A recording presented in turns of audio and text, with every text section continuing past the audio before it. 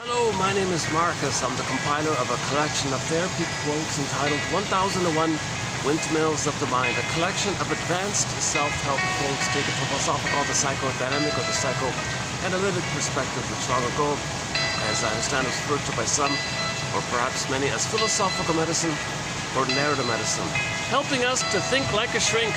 In this video, I want to post a couple of quotes from that book.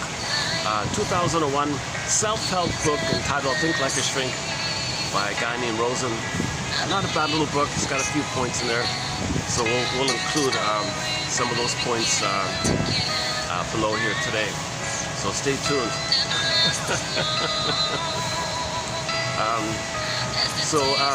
The premise, yesterday's video here, there was a very good quote by Strenger that if we're more conscious of ourselves in comparison to before when we weren't conscious, that enhanced consciousness, this increased self-knowledge, from that propels our ability to live the love in the present, to have self-agency in the present, to choose in the present, to be realistic in the present, to know the present instead of misusing it, twisting it, provoking it to replay the past, and hoping to change the past.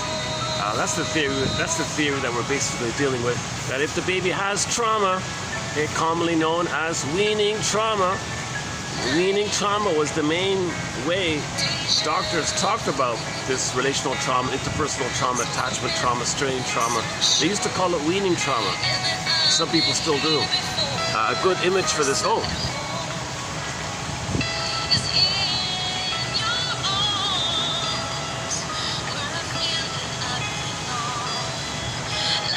Okay, nice way to begin the video. All right, they got 3 swans here. They got I'm in a really nice venue here. It's an events place. Peacocks and rabbits and doves and 3 swans here. Gardeners. They got a very good professional gardener crew here. Okay, enough about the venue report. So yeah, yesterday was done here as well. And in that quote, it was pretty optimistic, I thought, that it's a positive understanding of humans, that if we're more aware of ourselves, we'll naturally do what's healthy. We're just unaware, but if we're aware, we'll choose the present life. So we'll give up repetition compulsion, we'll give up traumatic scripts, we'll give up, illusions and fantasies that something symbolic, a mother can actually be mother. We'll give up the fantasy that if you show up to mother by imitating her, magical time machine will appear, go back in the past, mother will apologize and see how badly she felt for what she didn't make it up and do it right. And you still want that kind of reparation or corrections. You have these kind of fantasies that in the present, that if you show up to mother, expose the mother, reveal the mother, tell the mother what she did to you, called showing her up. How do you show up to mother? Well, if you're dysfunctional, that's kind of like saying, well, look what my mother did to me. Or if you imitate her and treat others the way she treated you, it's like telling the world, where did I learn this world? Who taught me this world? I learned this from somewhere, world. Who taught me this? My mother taught me this. Look how bad it is. I don't like this. Others will play me. I'll play the mother. I'll do to them what mother did to me. I'm showing you what my mother did to me. So this is a disturbed kind of thing like that, right? It's dysfunctional to still try to process and get out of the pain that you're in a part of the brain that doesn't know time. Once again, that part of the brain doesn't know time. The amygdala does not know time. The brainstem, the nervous system, this quote-unquote survival brain doesn't know time. And there's trauma there. It's in the body. Neural circuits, human connections lead to neural connections. Interpersonal leads to intrapsychic, endopsychic, psychic templates, prototypes, stencil, blueprints, working models, scripts, schemas.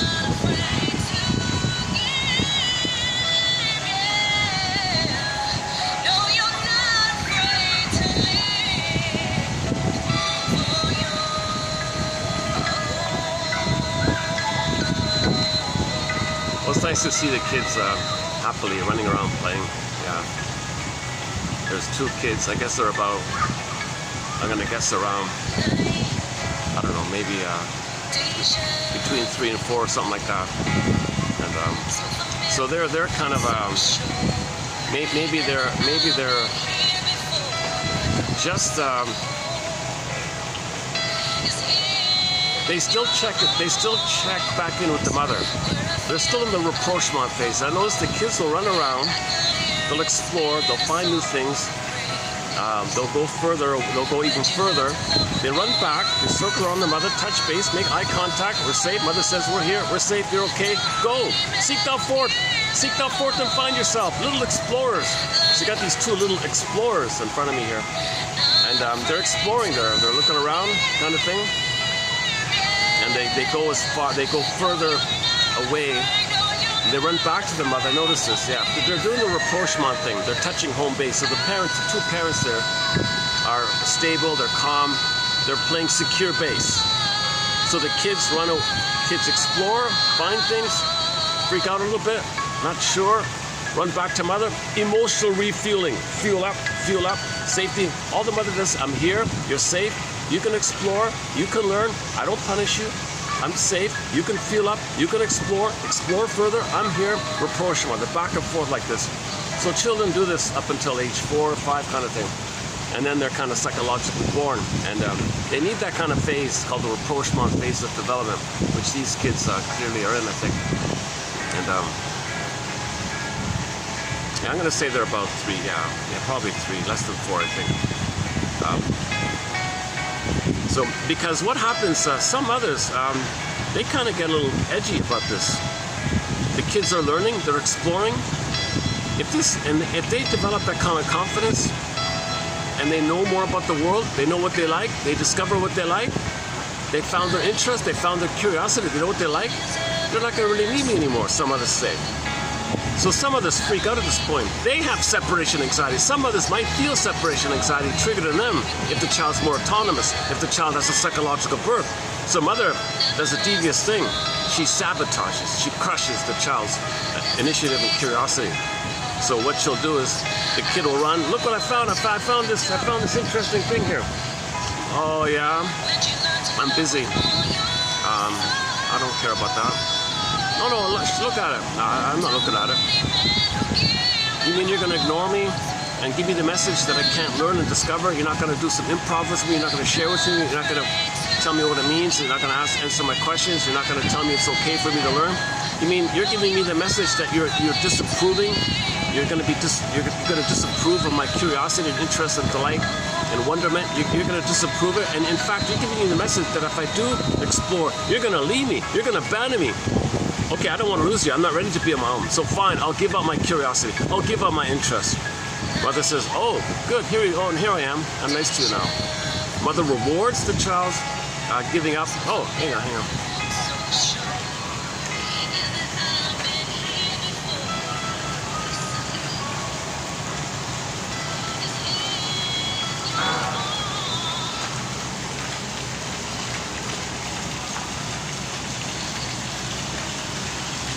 Hey, look at these two guys. All right.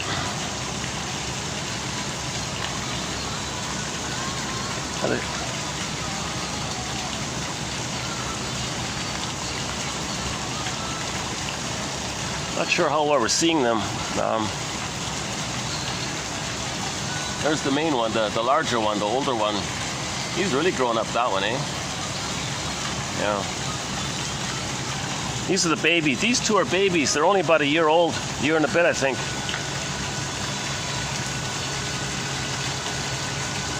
That guy's a dinosaur. He's been around forever. Gorgeous bird, yeah.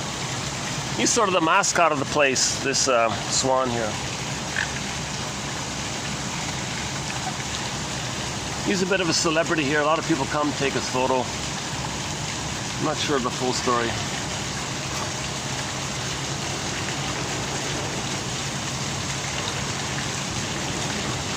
Healthy birds, yeah.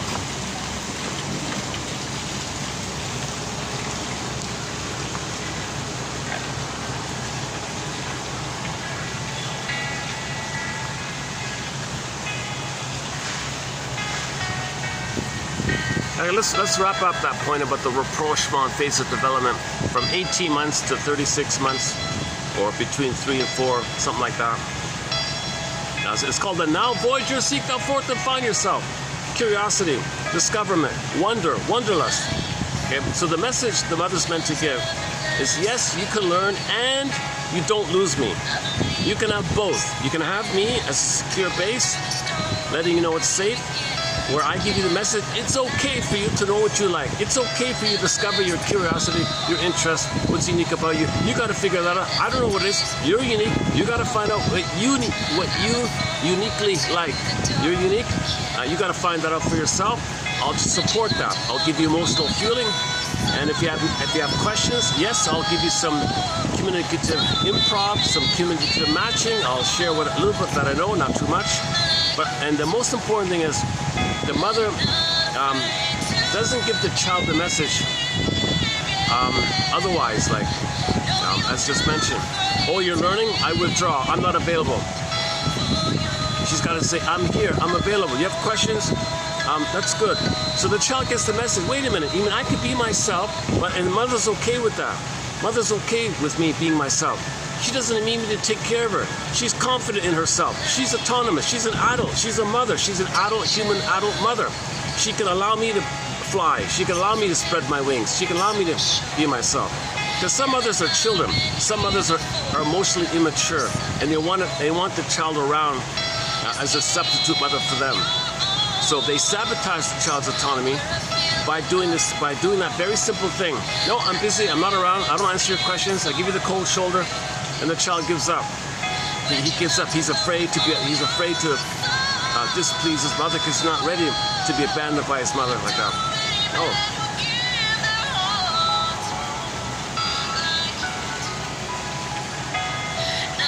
I wonder if the wagging of the tail is just a coincidence, right? It's nothing to do with the dog, right?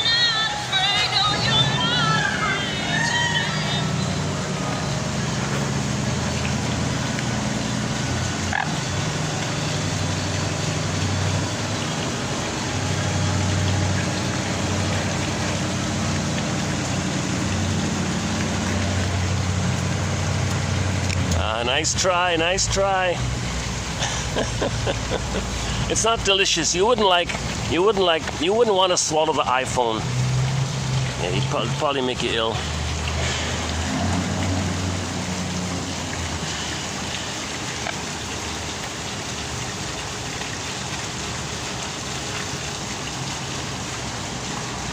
Obviously, he would spit it out, obviously. If the swan grabbed the iPhone, he'd chew on it a bit and drop it, right?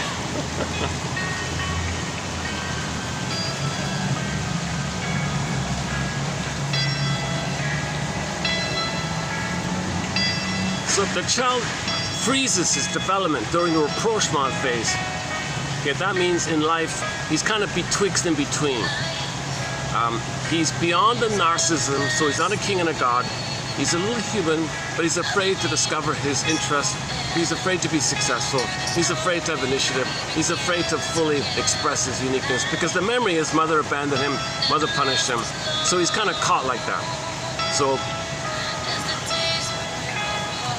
he may try things but be afraid and give up. Self-activation triggers abandonment depression, which leads to defense.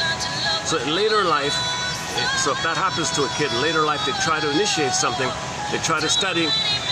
Oh no, I can't take an interest in this.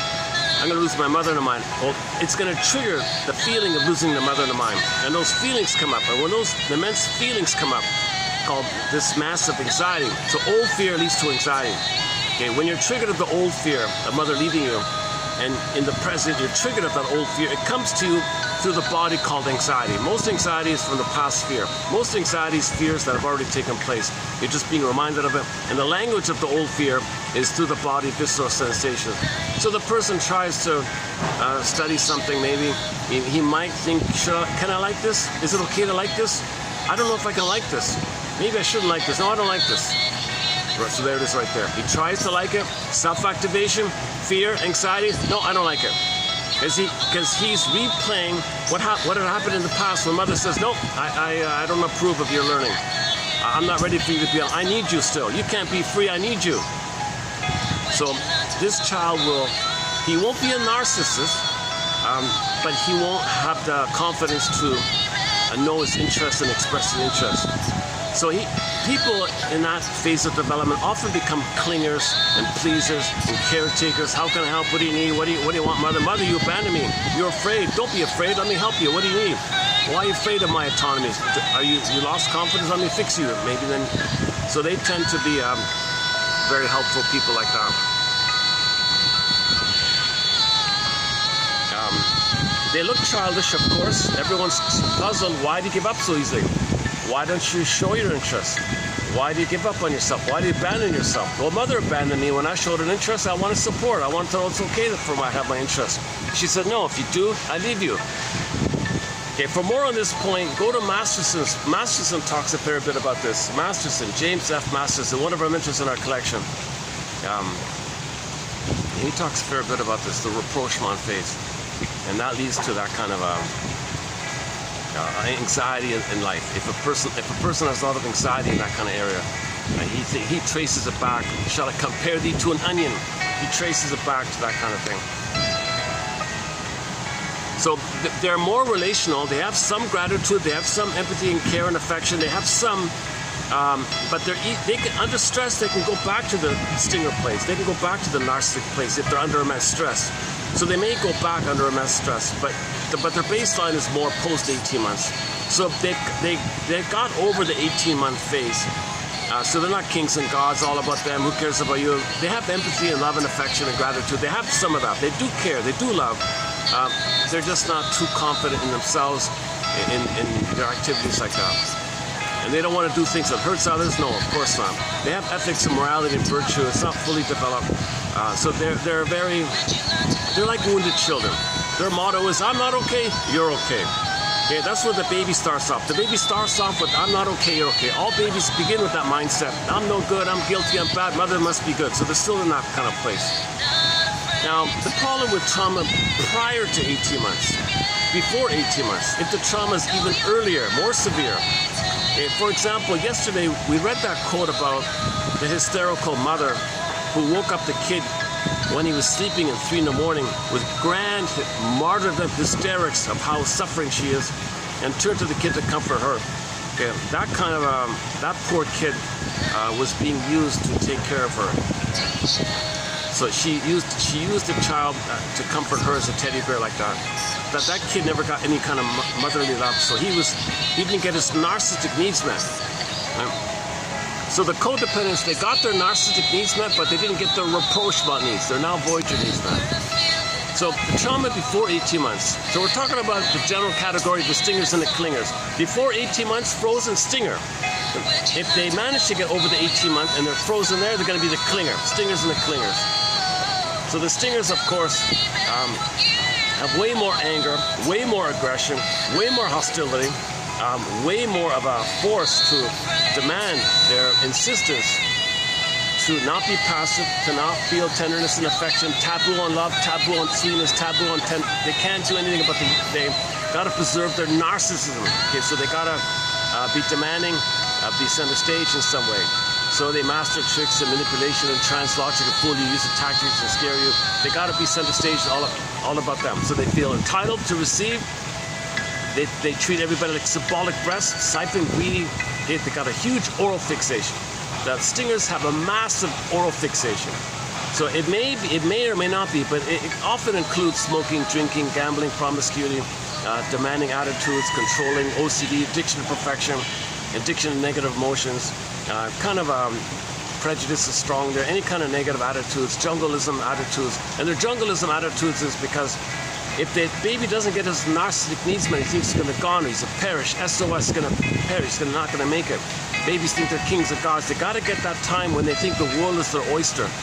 If they get that time when the world is their oyster, then they enter into the clinger place, the more human kind of, quote-unquote, more human side of being human. But they're still more in the survival kind of place. Their survival kind of places, they need that time where babies think they're kings and gods. So before the now Voyager phase, like those two kids are doing, before that time, those are healthy kids. Those kids are, they were had a lot of fun, checking things out. The mothers were calm. There were no punishment. They were very calm. The kids, oh, mother's fine. I can explore further. I saw the kids running a little further. They ran back, they circled around her. Okay, we go on a little further. And the kids were having fun like that. There were two of them. And so those kids, they're gonna be happy, high functioning adults, I think. Confident adults like that. So those ladies, from what I can tell, were doing a great job. It was they were very cooperative. I noticed all of them were very cooperative. Very good rapport. The kids were playful in a fun way. There was no sadistic harm. Neither kid was hurting the other kid. They were both in a mutual kind of a fun kind of thing. They had a fun. I wish I could have showed you on the camera. Yeah, it would have been nice. I try not to get anybody in the camera. Privacy. Oh, you never know, right? Yesterday we played Tracy Bowen's song called Sweetest Surrender. Today we're playing her other song from the same album called Your Own. Not about Your Own.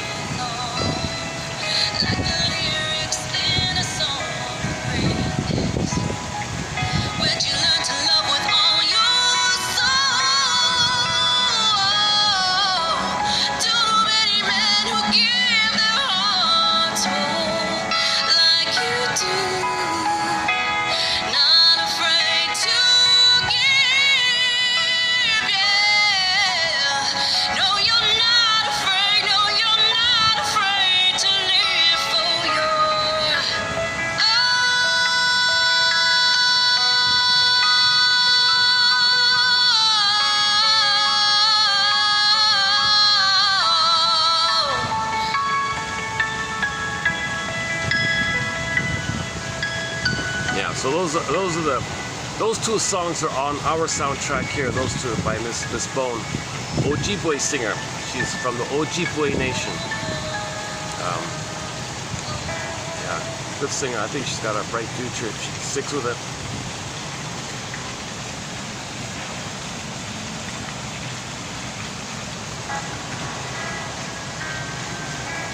Okay, don't get me started on the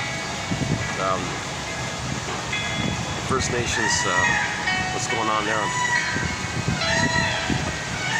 Okay, let's go back to the rapprochement phase and the world is my oyster phase.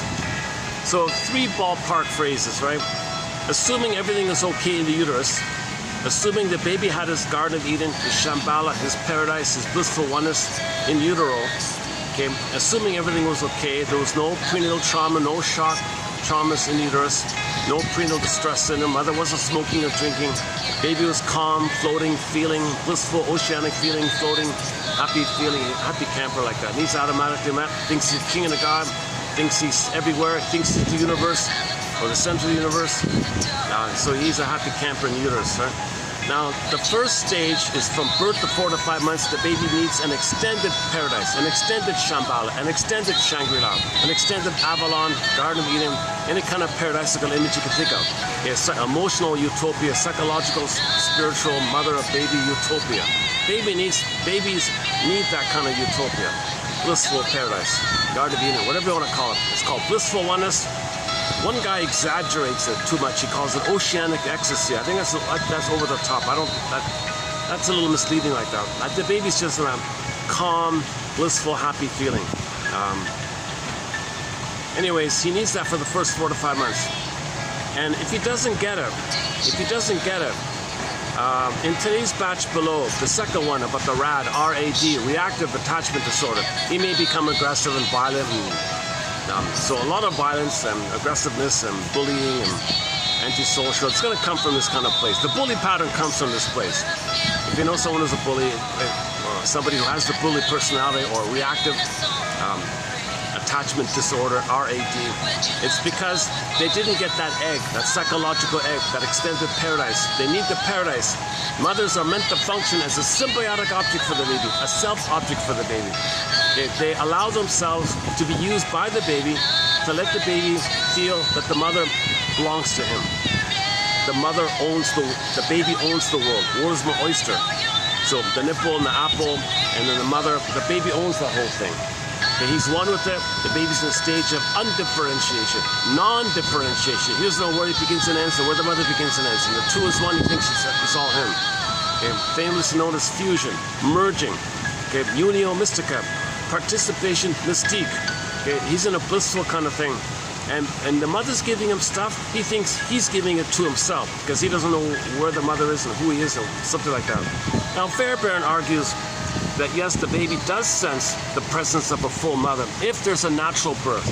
If there's no trauma at birth and the cord and the placenta stay and the baby has a natural birth, squatting maybe, or the birthing stool maybe, and the cord stays, the placenta stays, and skin to skin, natural feeding, warm embrace, loving gaze, okay, and the baby has a safe transition of the paradise, the continuity, the oneness, no birth trauma, no breaking, the cord stays, lotus birth, and everything goes okay like that, and mother maintains the blissful oneness of the baby. The baby might start to sense early on, according to Fairbairn, oh my God, there's a full mother there, and I'm a person. He thinks it can happen. It's rare, but he thinks it probably does happen. But since there is so much stress for the baby, mother takes pills and procedures, medical procedures, epidurals and forceps, and poor baby, the mother can't allow the proper canal, the spacing of the birthing canal. She can't allow the properness because she's on the back. Gravity's pushing her down. She can't have the proper maximal spacing. Yes, the syrups are up, but the kid might be hitting up the tailbone. The mother can't tilt back the tailbone, maybe. Plus the gravity's working against the baby and the mother. The gravity's pressing down on the mother's back. The blood veins, not enough oxygen, not enough blood to the baby, to the mother, because it's pressing on the back. The mother has veins in the back, right? So it's affecting things. So normally it's the mother stands and the baby scoops out and hand it to the bosom, everything's okay. When you put the baby on the back and the legs up, then you're taking away gravity and using gravity to weaponize to hurt the baby. Gravity is being used on purpose to hurt the baby. It's part of the plunder system to traumatize the babies, and that's one of the ways they traumatize. Just a theory, by the way. Okay. Hold on a second.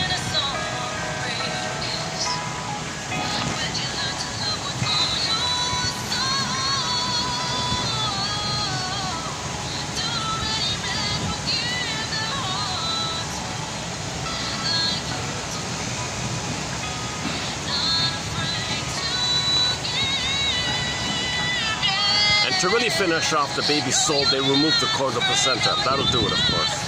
So you put those two together, okay, the table, and removing the cord of placenta, putting them on a scale, because it's a time-sensitive thing.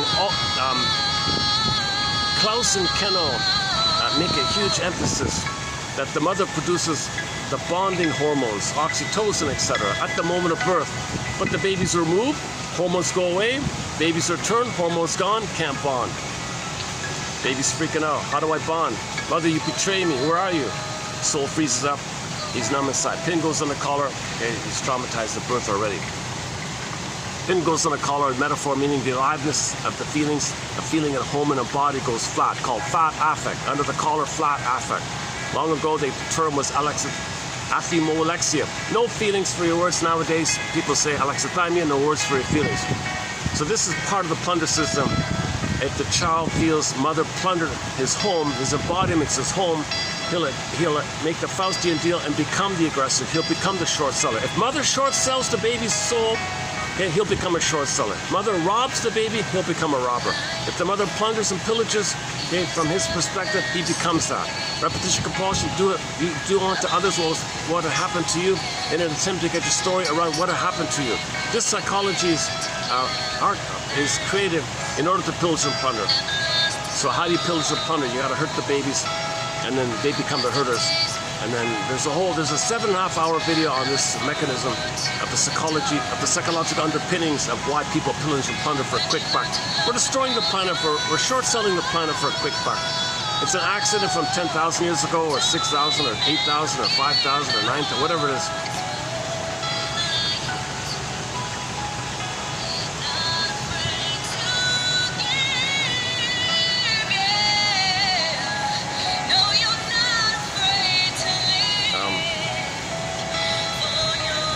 So the baby needs the continuity of the blissful oneness. The role of the mother is to make sure the intimacy they had continues for the first 4 to 5 months. Skin to skin, natural feeding. Okay, loving gaze. Okay, mother's attuned. This is called attunement. She picks up the signals. She can respond accordingly, just in time, right on time. It's a flow.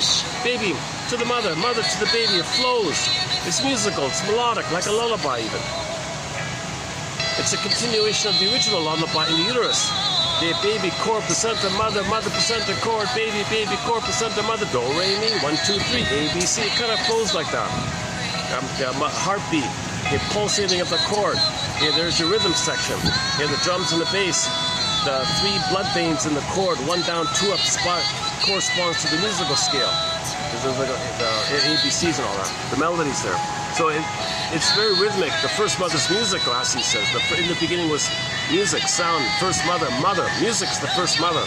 From the baby's sense in the uterus, thinking the mother's him. What's not him? Well, he hears stuff. He hears movements. That's the first other, mother. So that's got to continue. That rhythm and safety's got to continue. Called attunement, attrainment. They're on the same track. When the baby's suckling, the nerve lines in the baby line up with the nerves to the nipple to the breast of the mother. It's a track, train track. The track, they're on the same track. So mother, the train track can go back and forth. Attunement, attrain, attune, attrain. Okay, loving gaze, mother, it's huge.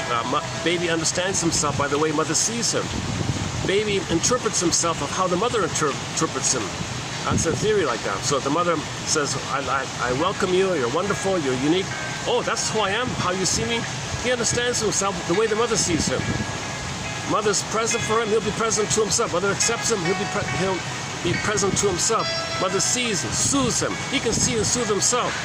Mother accepts him, he'll accept himself. Mother likes him, he'll like himself. How the mother treats him through the eyes, that's how he'll wire that in. It'll be a part of him, and he'll pick up on it. That's a part of him like that. So he needs the loving gaze, natural feeding. Okay, natural feeding, no rubber nipples, no plastic, if at all possible. You know, disclaimer times 1,000. I'm not a doctor, but ideally, we're talking about the ideal. And the skin to skin. So the skin to skin is huge because the hormones are there, and the baby needs to feel the warm body of the mother, the safety and the warmth of the skin to skin, the full body. And one person thinks the baby should sleep on the mother's belly because inside the grooves were created by the belly and the inside. We'll place the baby on the surface of the belly, and the grooves are already there. The baby will be super comfortable because he made those grooves. He grew up with those grooves. He made those grooves. So let him have that for the first 4 to 5 months. When he wants to nurse, he just looks up, starts suckle as he wants. It's a buffet. It's all baby-led. No schedules, no interruptions by the mother, and she's there for this. She's there to provide this extended social, interpersonal womb.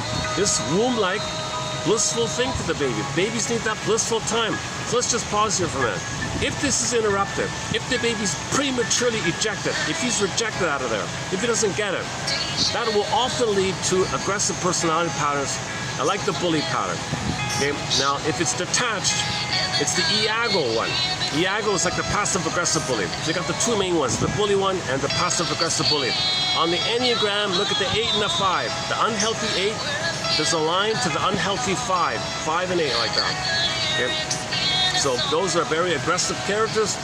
One does it overtly, the other one does it passive-aggressively. The passive-aggressive bully enlists the over-bullies to do the thing for them. And they team up like that. And there's even a line there, because sometimes the over-bully under stress could be like a passive-aggressive bully. And sometimes the passive-aggressive bully, when he's confident, he could be the over-bully. Again, the Enneagram, 5 and that's a key line on the Enneagram, the 5 and 8.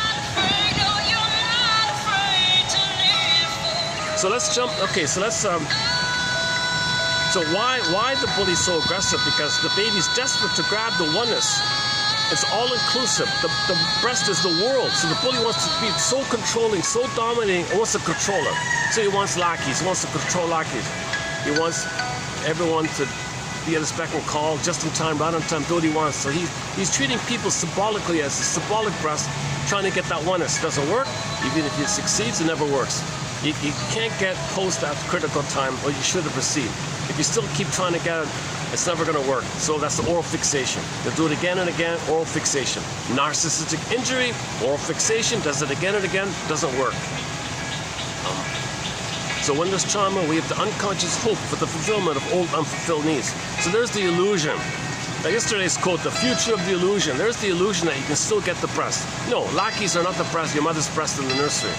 But they don't know that. That's the part of the brain that's driving the person is a survival brain. They think out of a compulsion, out of survival, they gotta control and dominate. So they're very aggressive like that, either overtly or covertly. So they're trying to get the oneness, they're trying to get the symbiosis, they're trying to resume development. They want to get out of the pain, they want to pick up where the pain is and have a better outcome and resume development. So you could argue a positive intention of the bully pattern. They want to get the fusion, they want somebody to be one with them, they want that undifferentiation with somebody, so other people lose themselves, they're objectified, they're thingified, they're breastified, and they want to quote-unquote parasitic like that, and they want to, no one works, no one can play that role. Everybody resents this, everybody tries to escape the first chance they get kind of thing. Never works. So they do it again. The bully pattern does it again. He gets stressed, does it again, gets stressed, does it again, looks for more tricks. And if he doesn't get what he wants, well, okay, sour grape, didn't you anyways, look for another one. So they have an all or nothing kind of possessive quality. So these overly possessive types and demanding controlling type, that's oral fixation. It may or may not be associated with drinking and smoking, and gambling, and promiscuity, of course. So we talked about oral fixation, oral regression, and part object relating recently as well.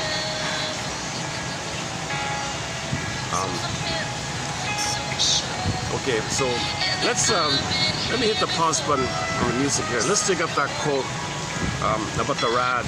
I'm not too familiar with this thing, but it's in the famous DSM book called the RAD, R-A-D. Let's quickly read it here. Hold on a second. So if you click the more link below, you'll see it there. It's the second one down. In cases where one suffers true neglect or abuse. Okay. So the baby not getting the oneness of the mother, that's a huge rejection, a huge abuse, a huge betrayal. Baby expects the mother to be there. Baby expects to have the oneness of the mother. Mother says, I want my freedom. I don't want to take care of you. I made you to find me. You'll be hurt. You'll be dependent on me, and I'll use you to take care of me. So the mother might be a bully, and what turns to the baby, it signifies the baby to take care of her. So the mother might have the bully pattern. In cases where one suffers true neglect or abuse, the oxytocin response may be so underdeveloped. So the bully pattern, narcissistic patterns, stinger patterns, when we say narcissistic patterns, we don't just mean the over cookie cutter dime a dozen that we're all familiar with. Okay, the ones who openly are cold and openly aggressive and think it's all about them and don't care about you, and all their jungle slogans and looking up for number one and who cares, and all their kind of entitlement complex. Useful, fine. Nah, who cares? Don't you anyways. You should thank me for I'm giving the chance to idolize me, make me important, admire me. So the narcissistic phenomenon is typically it's the overt one. Sometimes the Don Juan is a variation of it. The Don Quixote is an aggressive, it's sort of a psychopathic aggressive version of it. But anyways, you got the typical cookie cutter over narcissist that we all know about, everybody talks about all the time. But you also got kind of like other types of narcissists. You got the passive aggressive narcissist. Man, oh man, that's a huge topic. That's a huge one. Okay, you got the waif narcissist. Okay, you got the clinging vine narcissist, the complementary narcissist discussed yesterday. Okay, you got the kind of like the same as the voyeur, I think. The voyeur and the complementary, I think, are similar. The turtle one, that's the schizoid one, the proud like that. I'm missing something. And there's one or two other kind of other narcissistic types in that area. So there are a variety of narcissistic types, right?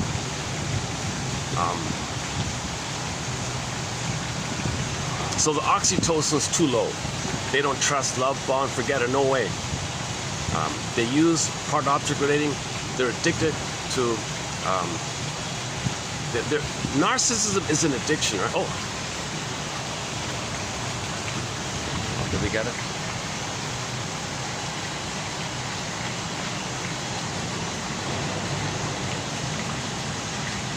Yeah, the three of them are just hanging out together. Eh? They do a lot of grooming, these birds. They're constantly, they're kind of like cats in a way. They're always grooming themselves. Eh? We had a quote about that. When the monkeys were separated, they felt stress, separation anxiety. When the monkeys were returned, what did they do? They started to groom each other. They got serotonin, which pushed away the stress. It put back the stress from the safety of the oxytocin and serotonin by the grooming, like that. So the swans, they don't groom each other, right? They groom themselves like that, right?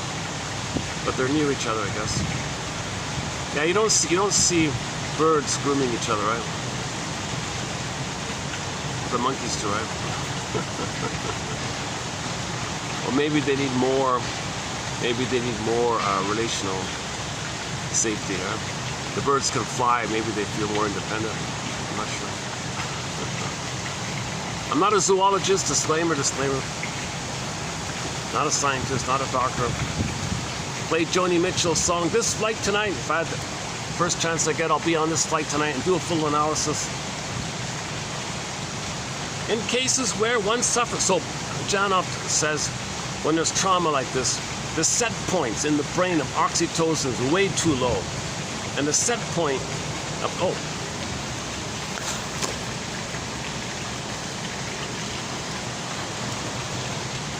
I think I missed it.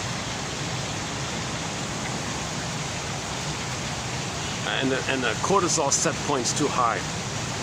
So another quote in today's one below is that when they try to connect, oxytocin, click, triggers all the stress, back off. She ghosted the guy. So she can never love, because when love triggers stress, the stress is 10 times more than the oxytocin. So if she gets a blip of oxytocin, the prototype, the imprint, okay, the memory is triggered, and the memory means flooded with stress. So in the stress, that's the fight or flight. So she tells him to go away angrily, or she flies away by ghosting him, or she tells him to go away, or she doesn't return his email or call. So that's the anger response, the stress response. But he was safe. He was a nice guy, but it doesn't matter. It doesn't matter. Okay? If the set point of oxytocin is too low, they don't love. Okay? They don't have the quote-unquote chemical wherewithal to love. So Janoff's book called The Biology of Love, we posted a few quotes from there. So let's go back to this rad one here. So in the context of the more aggressive, belligerent one, so either the overt one or the passive-aggressive one, they're aggressive. Typically, stereotypically, the men, you might say, are overtly aggressive, and the female version of the bully is psychological aggression, called passive aggression. So women typically the stereotype is women are more passive-aggressive, psychologically aggressive, men are more overtly aggressive. It doesn't have to be that way, but that's the stereotype like that. So this could be due to the reactive, RAD. The jargon is RAD. I'm not familiar, to tell you the truth, with this. This is our first quote. This is the first quote, can you believe it? In our topic on attachment theory. This is the one and only first quote we have on it. In cases where one suffers true neglect or abuse, the oxytocin response may be so underdeveloped that the child's system gets locked in the fight or flight response. Okay, so in the Disney film it's set out anger and fear at the console. Okay, joy, the love, and all that's zooped away. So the stress is there. The love is repressed. Oxytocin down, too low, way down there, undeveloped. When this happens, the child may engage in the kind of destructive and violent behavior that pushes her parents over the edge. There's now a name for this, RAD, reactive attachment disorder, a controversial label that was added to the DSM in the year 2000. The basic criterion for a diagnosis of RAD is, quote, markedly disturbed and developmentally inappropriate social relatedness in most contexts. So they're looking for fights, they're picking fights, they're throwing things and scaring people, or they're not relating in a kind of a natural way, normal way. Fundamentally, RAD kids are unable to bond with their parents. Yeah, okay. Okay, see, that's it. See, the child didn't get the bonding with the mother, so they never bond with anybody. If it's a trauma bond, and they got a traumatic bond attachment style, their whole lives will be traumatic bond attachment style. If it's chaotic and violent, that's what it'll be. The prototype is laid down. It's a survival issue. You got to recreate to pick up on the survival. So they find somebody. Is it love? Is it loyalty? No. It's survival. It's trigger. Yesterday's topic. Does he love her? No. He's triggered. Does she love him? No. She's triggered. Is she loyal? No. It's survival. It's a past triggering. You're going to pick up the survival issue from the past, find somebody in the present, stand in for somebody in the past who reminds you of the past, okay? And then you transfer the person of the past to the present and pick up on the battle of the past because it's unresolved, it's painful, it's survival. So you want to resolve that kind of thing. So you recreate in your life to pick up on the problem of the past called transference, acting out, symbolic acting out, repetition, compulsion, that kind of thing. So it's called transference. So yesterday was some quotes on that, yeah, by Mr. Salu from a self-help article. That's not a bad little article. Go to yesterday's one, Mr. Salu. Okay, markedly disturbed and developmentally inappropriate social relatedness in most contexts. Fundamentally, these kids are unable to connect with their parents. So there's no connection. It's a constant battle. They're always disruptive. I guess maybe the kids, maybe because of the misattunement by the mother, they might have been colicky. Maybe the mother force-fed, did it wrong, hurt the baby. Baby's biting. Oh, you're gonna bite me? I don't want to punish you. Mother, I'm biting because you're hurting me and you're not meeting my needs. And my anger is an SOS for your love. And you're gonna punish me for my own cry for help? For cry for love, you're gonna punish me? It's gonna be violent now. What's the final outcome? It's gonna be violent. So these kids, we're talking about the violent kids here. Fundamentally, rad kids are unable to bond with their parents. They're like flower seeds planted in concrete. They're unable to absorb the love they're offered. Well, don't blame the kid because why? See, this quote is not really. This quote is not perfect, but if the mother betrays the baby, you see, the mother put the child's development in concrete, and then you say, oh, he can't absorb mother's love. Give me a break. Why? We'll put him in that situation. So don't blame the victim here, right? Babies are innocent. They have the right to be loved. But after mother traumatizes him, then he will be unable to trust. And whatever love he then gets afterwards, he'll forget it. He won't take it. He's furious. The child didn't get the care he needed at the critical time from birth through the first 3 months of life. So there it is. They use 3 months. Different authors use different periods. She says from birth to 3 months. Mahler says birth to 4 to 5 months. I've seen others say it could be up to 5 to 6 months. I even seen one that said 7 months. I even saw one that said 2 months. She says 3 months. Somewhere between, Mahler's in the middle, right? 4 to 5. Let's just stick with Mahler. Somewhere between birth to 4 to 5 months, babies need a blissful Garden of Eden. Shambhala, Shangri-La, blissful oneness. Undifferentiation, symbiosis.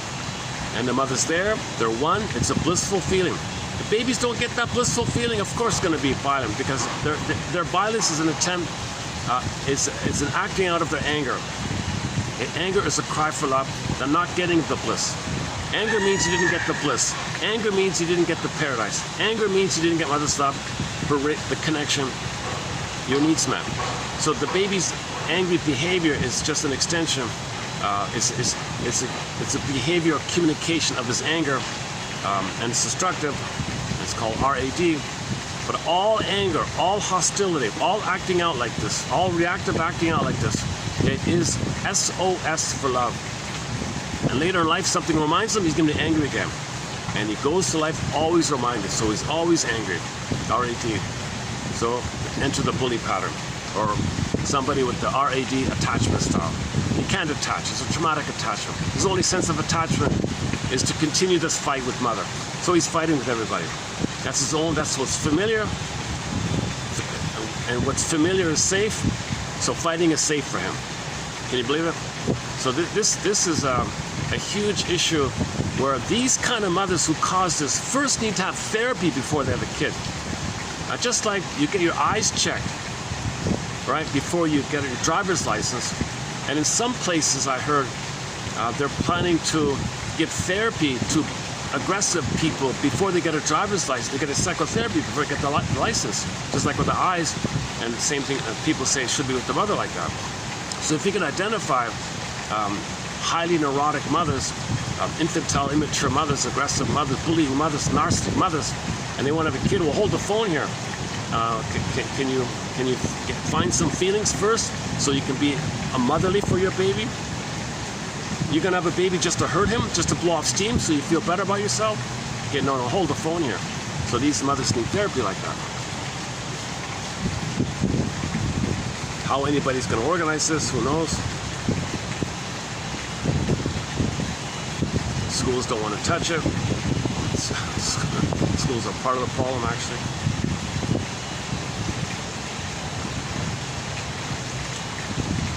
Okay, the persistent disregard of the child's basic emotional needs for comfort, stimulation, and affection.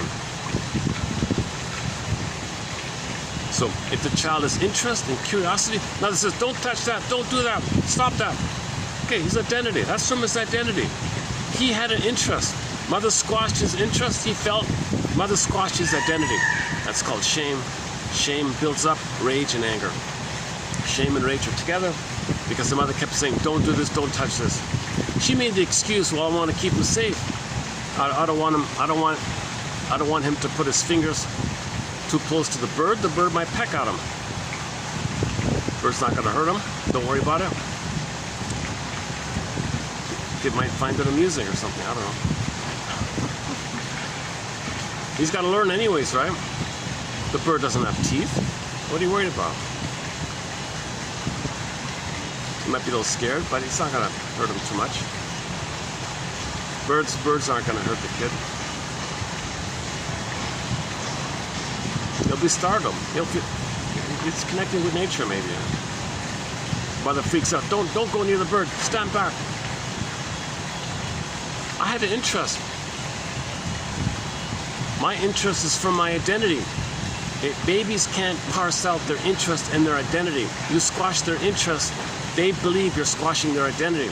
Mother rejects my identity. Oh my God. Now the mother just said, don't touch that. But from the baby's translation, it's don't be me.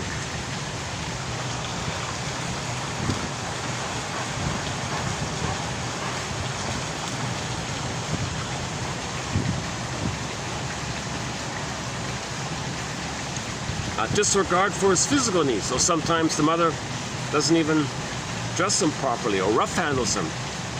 When she washes him, she's too rude in the handling. Maybe she's aggressive in the feeding like that. If the baby rough handles the child, in his unconscious, the memory is there's a monster ripping him apart. Can you believe it? So things are wildly exaggerated for the poor baby. Mother's got to be tender and sensitive in this area. If she's callous or cavalier about this, it's a big deal for the baby. Okay, he'll have immense fears of touch and connection if mother's rough handles him. Mother's rough handling on the baby, he might have a huge issue around touch and later on, like hugging and things like that. Disregard for his physical needs, or repeated changes in caregivers that never gave him time to bond with anybody. So that's pretty obvious. Okay. Mothers who themselves were traumatized by abuse or who suffer from addiction, alcoholism, etc., can be incapable of providing the safety and care a baby needs. Some of these children may fall into the system where they will then never get a chance to connect with anyone. If the baby falls into the system, he's a goner. Because they shuffle you around in a massive bureaucracy to make sure no one has a responsibility. They pass the buck, they pass the baby, so the baby can never connect with anyone. There's no attachment. The system doesn't allow attachments. Yeah, that's a sad one, eh? Okay, from the same author, the first one here. When you grow up in a family where getting close means being hurt. Yesterday's quote was, from the Salu guy. The brain has a hell of a time untwisting from mother and pain. So mother and pain is twisted up like vines. The person has a very, very hard time untwisting, unblending that twining like that. When you grow up in a family where getting close means being hurt, that oxytocin feeling, that love feeling, that oxytocin feeling itself can become a warning signal. Yeah, there it is there. Look at that, eh? So the moment you feel a bit of trust and love, a bit of connection, warning, warning, danger, danger, red lights, a kind word maybe, someone says a nice little thing, a friendly touch, whoa, whoa, whoa, may trigger some kind of like affection and tenderness or something. Whoa, whoa, I didn't get that. Mother hurt me in that area. Mother traumatized me in that area. Whoa, whoa, whoa. Instead of like feeling calm about it, no, the brain triggered. Oh no, get out of here. Go, flee. So what kind of people will feel safe to them? Well, the ones that don't evoke the oxytocin response. Thus, in their attempts to feel safe, they end up disconnected. Okay, this will usually be the schizoid one, or the avoidant attachment style. So another common attachment style is the avoidant. People. So Karen Horney says you move towards people, clinger, pleaser, avoidant, schizoid, detached, leave me alone, ivory tower, do not disturb. Okay, and then you got the bully one, that's against, that's the reactive. So Karen Horney's self-help version of this is people move towards, away, or against. Okay, so the toward is anxious, okay, away is the avoidant, and the against is the bully reactive, the violet one, against. Healthy people can flow, connect, rest, assert, reach out, rest, reflect, initiate, creativity and play, speak. No aggression. You assert your voice, like a healthy assertion. You don't need aggression. You just make an I statement or communicate what's going on with you. Things like so there's a more flexibility.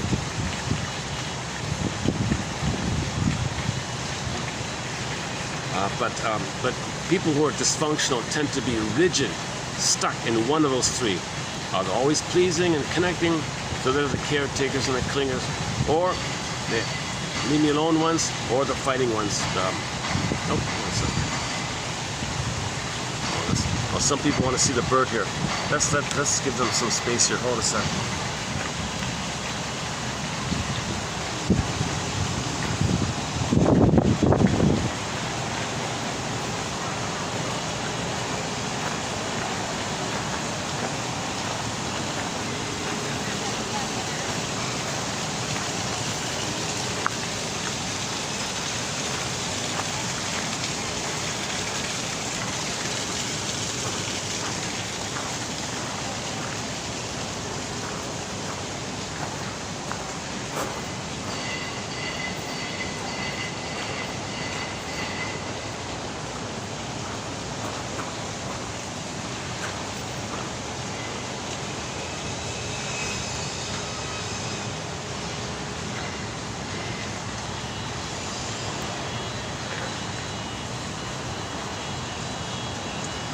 Let's continue here. When you grow up in a family where getting close means being hurt, betrayal, that's a betrayal trauma, attachment trauma, trauma bond. My goodness, baby's in a double bind. He wants connection, he gets hurt. Baby wants to turn to the mother for soothing from the hurt, but the mother's hurting him. So he's turning to the source that's hurting him, and he needs a mother to calm down. He can't calm himself. Double bind. Some authors think that if this double bind is like really, really over the top, he'll be in the hospital. kind of thing. So these shrinks that talk about the people in the hospital, some of them trace it back to this massive double bind. Baby has nowhere to go. If he's on his own, he wouldn't make it. Turns to the mother, he's a goner. And mother's hurting him, and he wants to turn to her. He can't turn to her. Damned if you do, damned if you don't, kind of scenario. So this is a little bit like this here, to a milder degree. When you grow up in a family where getting close means being hurt, that oxytocin, that love feeling itself, we've got that loving feeling. We've got that oxytocin feeling. That oxytocin feeling itself can become a warning signal. Alert, alert. Like that bell we hear in the background. A kind word or a friendly touch may trigger the oxytocin response, but instead of feeling calm and connected, the brain is triggered. The brain freaks out. The brain says, oh no, time to get out of here, run. So, what kind of people will feel safe to them? Well, the ones who don't evoke any kind of trust or love or oxytocin response. Okay. So thus, in their attempts to feel safe, they gotta be schizoid. Play the song Schizoid Man. They gotta be detached, kind of thing. So a related quote was that woman. She was dating a nice guy. Everyone said this man is marriage material. He's a perfect husband, nice guy, warm-hearted, intelligent. He's reliable, he's fun, he's not boring, he's nice. Sort of the ideal kind of scenario. He's not Rock Hudson or something, but he's better than that, right? Or something like that. So all the ladies told her, look, you got a real catch here. You got something we all kind of would love, kind of thing. And he was giving her little gifts, some fun little surprise, doing little spontaneous little things. He was a fun guy, always respected her sensitivity like that. And this went on for a while, and she was okay with it, a little bored, but okay. But 8 months later, get this, it took 8 months for her to feel a blip of oxytocin. The moment she felt a blip of oxytocin in her, like the trust of love, it took 8 months for the safety of that guy to trigger some trust in her. The moment it triggered in her brain, whoosh, 10 times stress. And what did she do? Flight. She changed her number and ghosted him. And the guy said, oh my God, I didn't realize that my kindness, I didn't realize in her brain, kindness equals immense fear like that. So he learned this lesson, I guess. So that woman would only be truly connected to other detached people who won't evoke oxytocin. Okay, now let's go to Mr. Rosen here. So the rest are from that Think Like a Shrink book. He said himself it was just a magazine article, and due to its popularity, he expanded it into this little book here. Some of it's vague, some of it's insightful. It's not a bad little book. It's not a bad little book. Okay, here we go. I need to go back to the fan because you're gonna see me sweating here in a minute. Let's see, can I go back? Are they finished?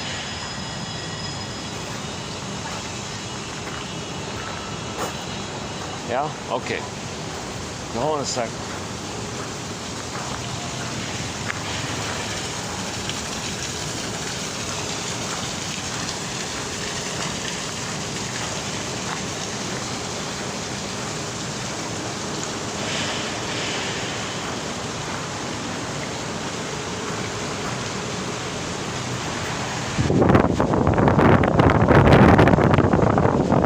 Let me pull off for a second. Listen.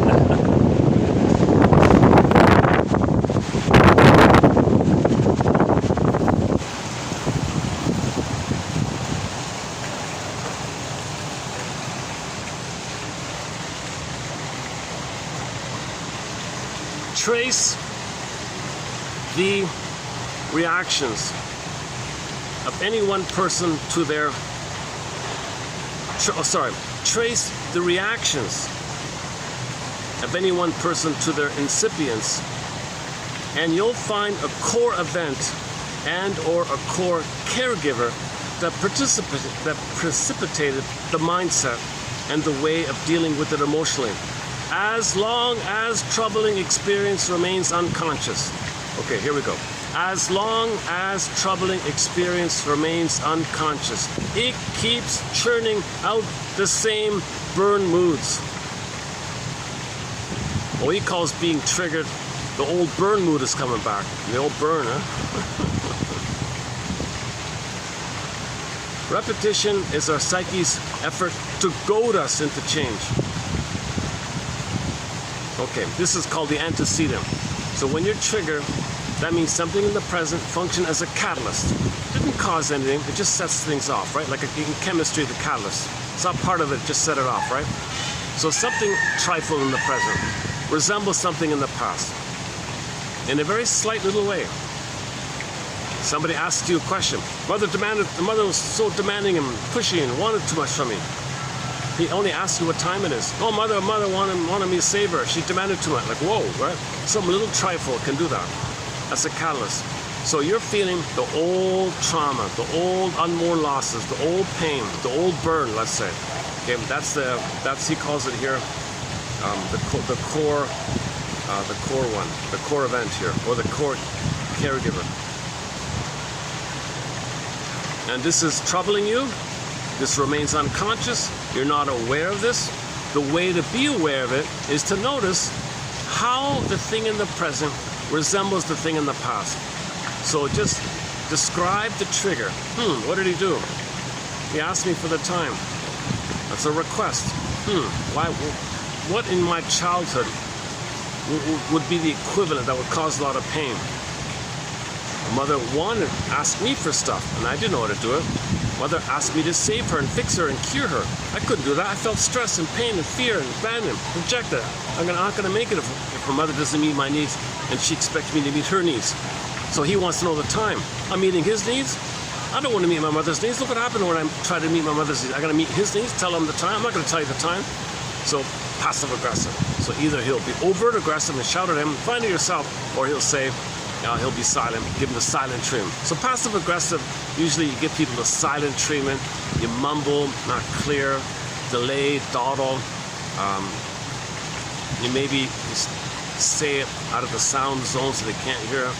You don't want to cooperate, because everyone's the mother wanting something. You don't want to cooperate. The way not to cooperate is giving the silent treatment, deliberate inefficiency, lateness, procrastination, dawdling, letting things escalate, sin of omission, misleading information, making other people frustrated, like that. So you can be passive aggressive like that.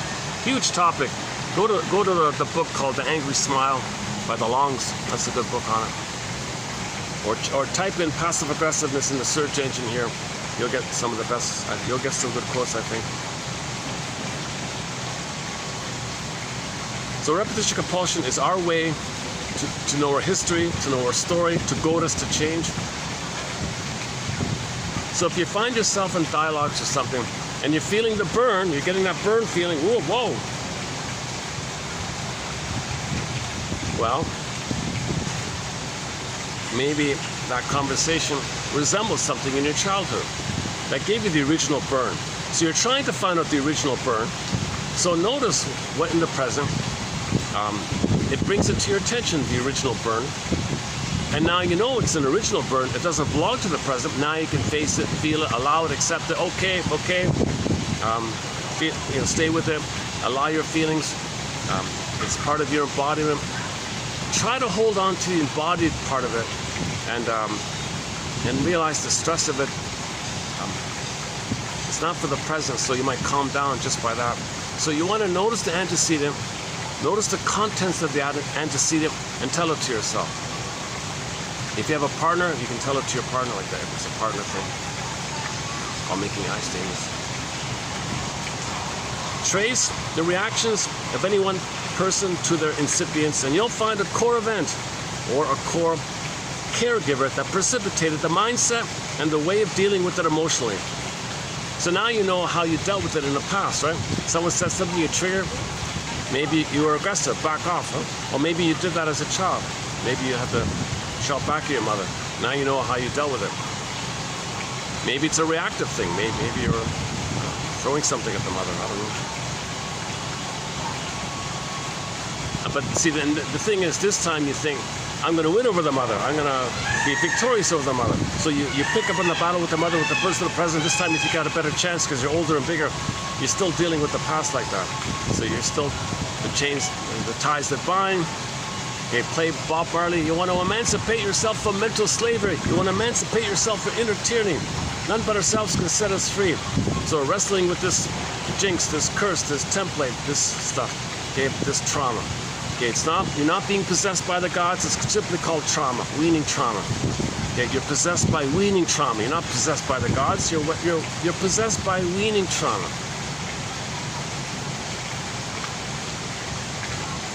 One second.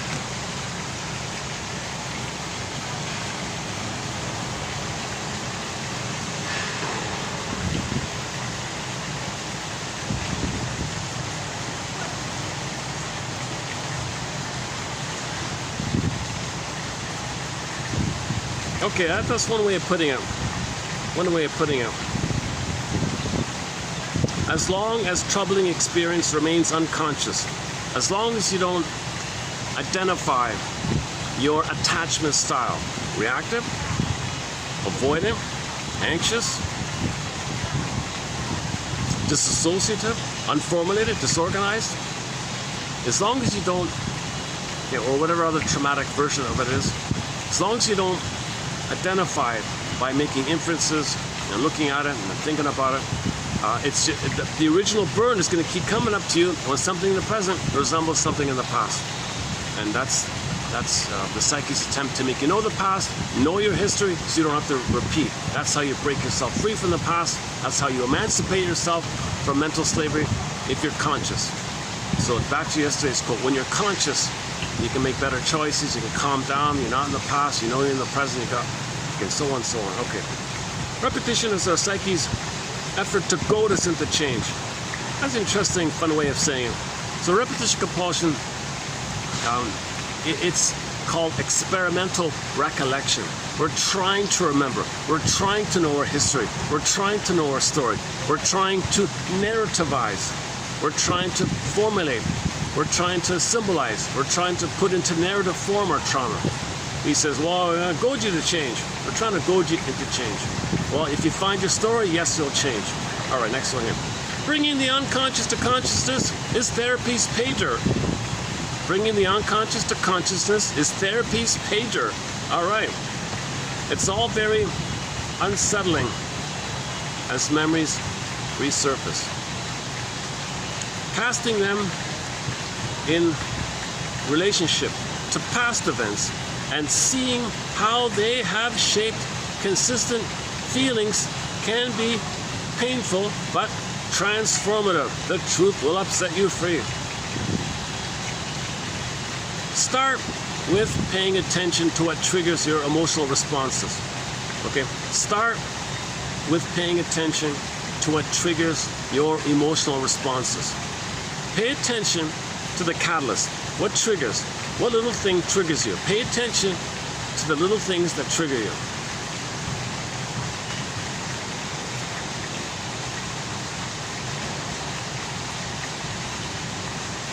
Right.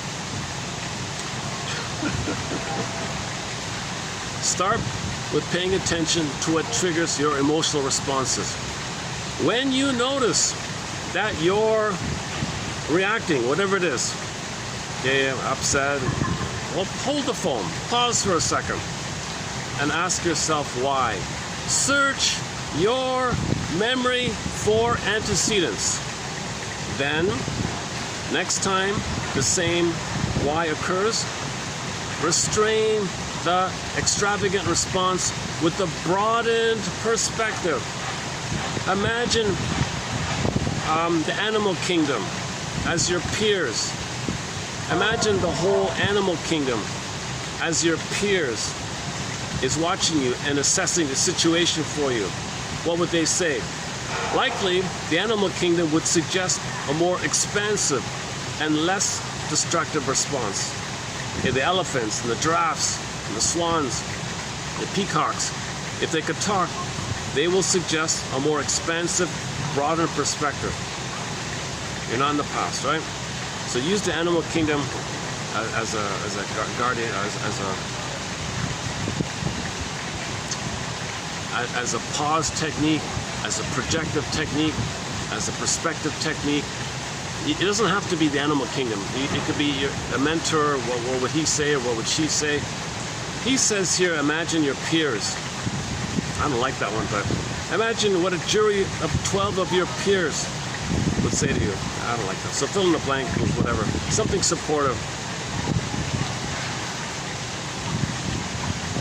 Imagine your greyhound, your pet dog. What would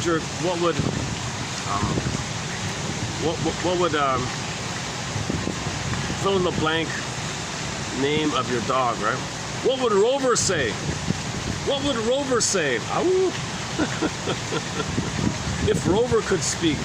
So when you're triggered and Rover's on the side, Rover, what's your take on this? Rover goes, ow. Well, that's the wolf, huh? Rover would bark.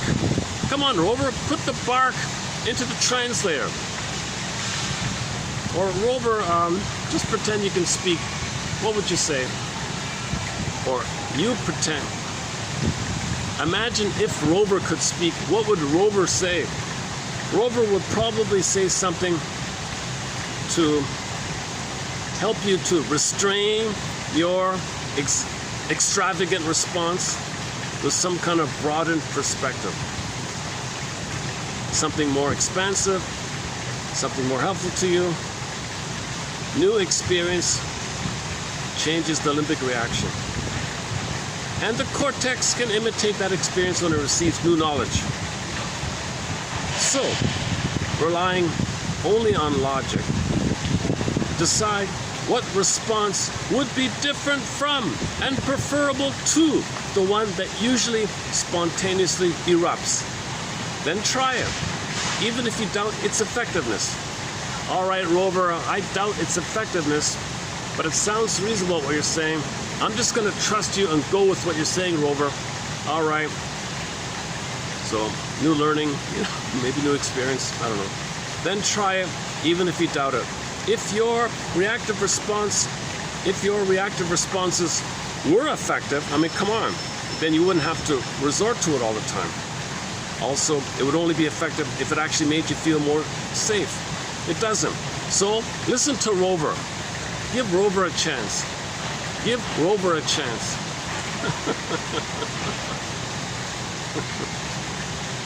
Next one here. Marriage forces the trials we've carried around since childhood into an adult theater. Yeah, look at that. Marriage forces the trials we've carried around since childhood into an adult theater. Some may slog through married life as an extension of their childhood selves. And that's a good one up here. Yeah, that's one of his better ones, I think. Does it show up there?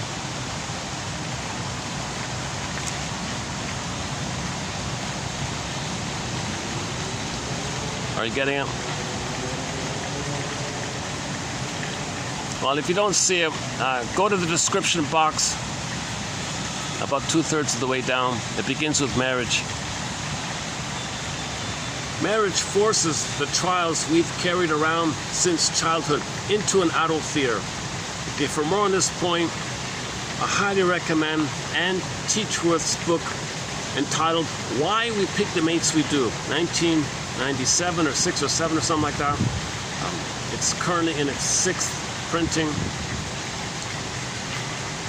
It's a lot of secondhand copies around, easy to find. Excellent book. I've talked about it a lot actually, so I won't do it. I won't redo it here. It's about how you recreate in the present a continuation of your past, as above, so below. About the couple imprint. You play one parent, find a partner for the other parent. He's doing the same thing, you're doing the same thing. If the firstborn's a daughter, she may grow up imitate the father, play the father role, therefore find a husband to play the mother role, so she marries her mother in effect, and continues the battle with the parents in their relationship. If the firstborn's a son, tendency is 80% of the time he will imitate the mother and find a wife who has the personality like her father and pick up on the battle in their present marriage of the parents they had in the past. As above, so below. Okay, that's all spelled out in her book, this whole thing. Marriage forces the trials we've carried around since childhood into the adult theater. Some may slog through married life as an extension of their childhood selves. Yeah, I'm sure she would agree, Miss Teachworth. Her book was 96, right? This is 01? Okay. Okay, one more here from Mr. Rosen here. The Pygmalion impulse is compelling. Sensing the diamond in the rough, we get out the chisel. We set about redressing, retaining, retrieving, and generally overhauling that person, hoping through constant vigilance in varying degrees of subtlety to create our personal paragon. The problem with these, the problem with these flights of creativity as they involve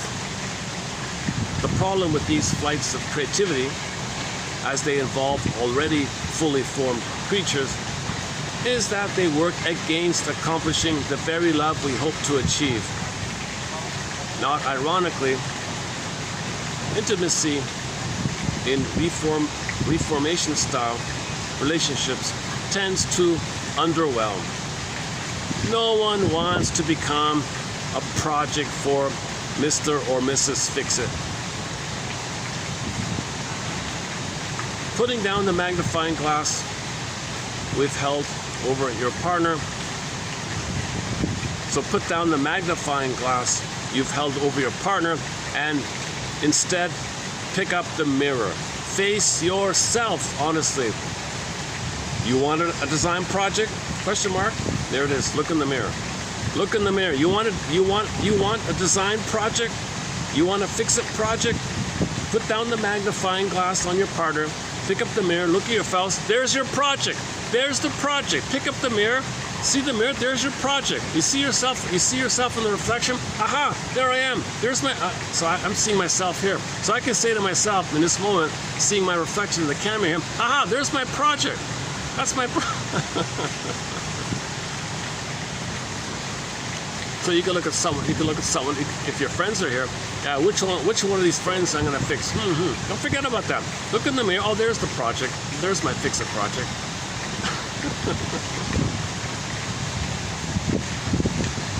Okay, here's another one here from somebody, sort of an unknown.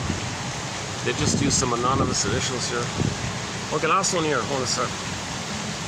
How are we doing at the time? Look at that. Only 1 hour, eh? That's funny.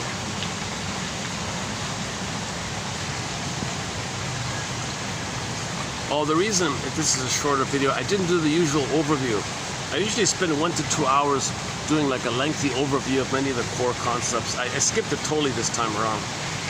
So sometimes I'm lazy. Today's a lazy video. Okay, one more here. This one's sort of about people who are, how it feels good to be around people who are embodied. It calms you down, you think more clearly, and you work better. So if the manager's embodied, the employees will calm down. If the employees calm down, they'll think better. They'll be more creative. So it has like a quote-unquote contagious effect. If he's calm, others will be calm. Everybody's calm, they think better. Better team. So you want managers not to bark at you and be bully. You don't want bully managers who shout at you. You want managers who are kind of embodied.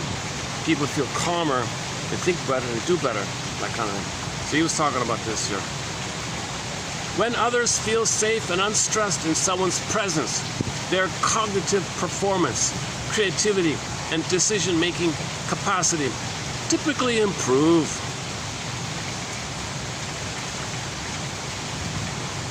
So that those two mothers I saw earlier and the kids running around, you see, those kids were creative and playful because the parents, they felt safe with the parents. They didn't feel stressed by the parents. They could play and laugh heartily, wholeheartedly. Those kids were really having a wholehearted laugh like that. They were really, really happy. Those are some of the happiest kids I've seen in a long time, actually. Like, this is a very good venue for families and kids. This place here, it's got enough variety here, enough safety. It's got this, This is an excellent place for little kids, actually. Friendly staff, they're always very friendly.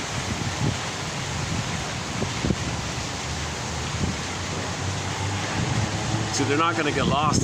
It's kind of enclosed here, right? So it's not like a massive zoo where you might lose them. They might get scared or something. The parents can pretty much see them wherever they go, all around, right? Pretty much. This is a great spot for the toddlers. Yeah.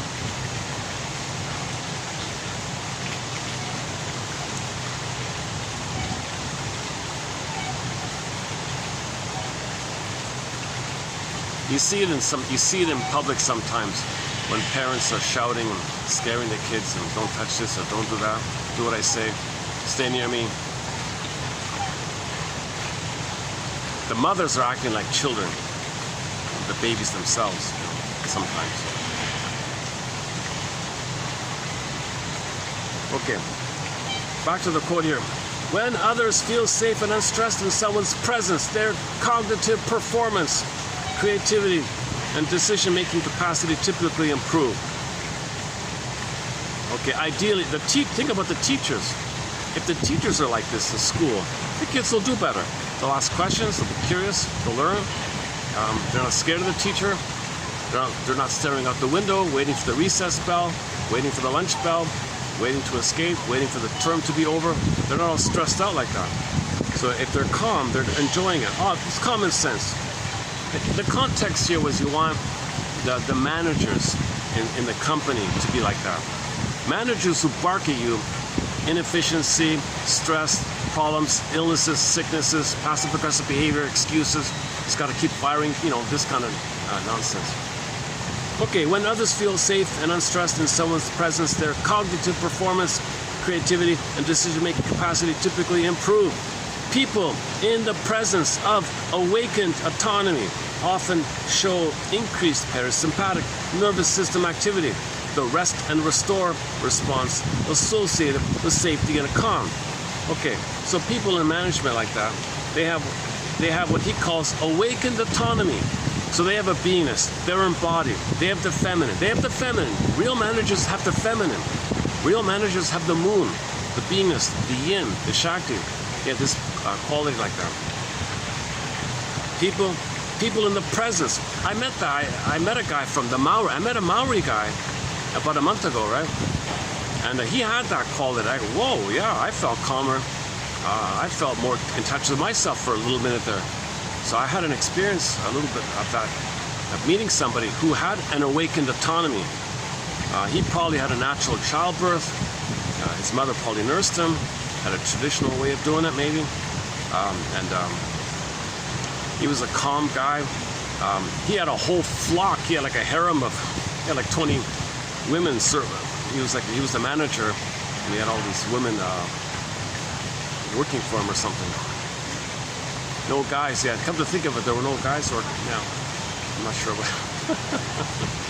Come to think of it. People in the presence of awakened autonomy often show increased parasympathetic means your nervous system is calm and resting.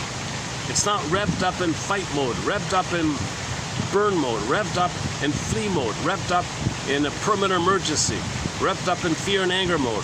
Okay, hypertension, armor, alert, 24/7. Okay, people can't relax if there's a bell buzzing all the time, an alarm bell going on all the time. These managers are calm, embodied. Okay, that's called the parasympathetic. The nervous system is in resting, calm, restorative, kind of calm mode. Like you're either calm or revved up, buzzed up or calm. So genuine leaders have a calmer kind of inner quality to it. He calls it awakened autonomy. Yeah, that's synonymous with beingness and embodiment. So he's got a soul. In other words, he's got a soul. Awakened autonomy means the man's got a soul. If the manager has a soul, man oh man, that department will do very well if the manager has a soul. Means he feels embodied. He feels real and alive with him. Okay? He's got the feminine. He's got that, the golden balls there. Okay, the blue jay's there. Wide range of feelings, needed feelings, ethics, morality, virtues. He feels empathy. He's a full human. I mean, the quote-unquote human side of being human is more accessible to you when you have your awakened autonomy. Awakened autonomy, individuation. Those kids we saw earlier, they were on their way to an awakened autonomy. They were getting their needs met. They had the experience of exploring, and mother said okay. They explored, mother said okay. There was no punishment. At no time did the parents give them a bad look or dirty look. The kids just kept playing around like that. A sense of safety and connection created by awakened autonomy may trigger oxytocin release in others, promoting bonding and cooperative behavior. So imagine that the manager has an awakened autonomy. Okay, you're calmer. That means the people around you may feel the oxytocin. Safety leads to oxytocin. Oxytocin is the bonding, the trust hormone, the connecting hormone, the relationship hormone. Okay, you're cooperating, the cooperation hormone, oxytocin. How do you get the cooperation hormone among people? Well, the leader has an awakened autonomy. He's got a beingness like that. So you really want to. I think they call that's the merit system, right? The merit system. The merit based on this, you see. That's I think indigenous people were saying that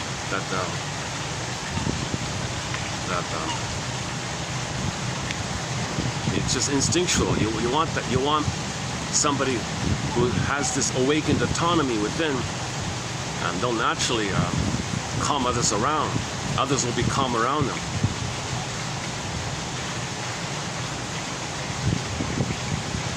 Maybe things get confused if there's somebody with the reactive and he messes things around like that. So,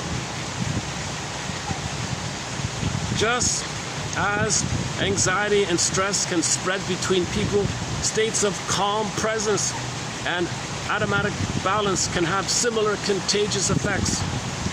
Okay, the famous emotional contagion theory. So if he's calm and embodied, it helps others to be calm and embodied. That's the quote-unquote contagious effect, right? But if you got the bully in charge, he's stressed. Others feel stressed. So he's stressed. Others are stressed if he's stressed. If he's in fear, people around him are going to be in fear. Emotional contagion idea.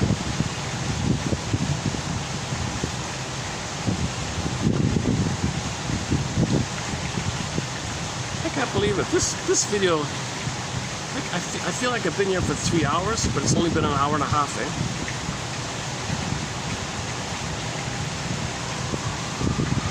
I once did a video for 7 hours. It felt like it was 2 hours. It felt like 1 hour. Just time flew.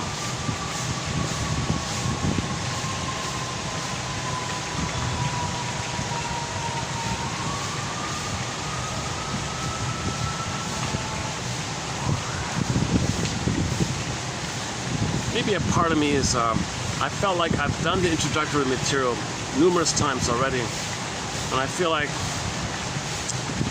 maybe there's a little in me that says enough, like a little frustration, like enough. I'm not gonna repeat the same thing over and over again, kind of thing. I think I've done as best as I could for the time being. Let me hit a pause button on it and just focus on the quotes at hand. Maybe in the future I'll come back and pick up on the introductory material. So maybe I'm in that kind of mode, right? So if I feel frustrated by repeating it, okay, look for the antecedent. What's the antecedent? Maybe as a child, I was communicating and the parents ignored me. So here I am repeating the same spiel. No viewers, no watchers, no feedback. Shadow banned apparently.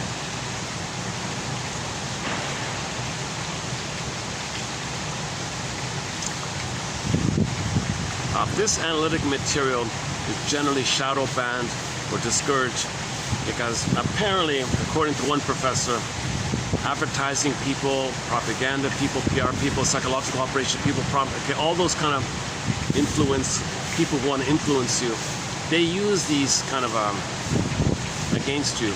And if you're aware of it, then you have the antidote. You won't be influenced. In other words, you won't buy stuff when advertisers tell you that's your mother.